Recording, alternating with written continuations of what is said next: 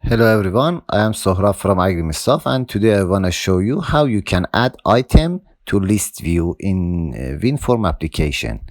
Uh, I have a Winform application with two buttons to get and click event of the buttons, and also I have a list view with three columns.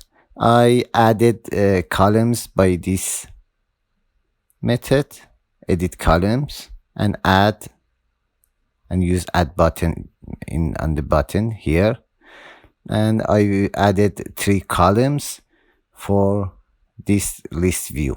Now I want to show you two methods to add items. There is a lots of method, but now I want to show you two methods. This is the code for first one, using list view item and add as an item to list view.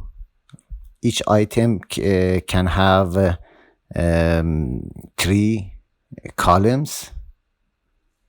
You can use a string array for each rows. Second method is using subitems here. I use a class for this method.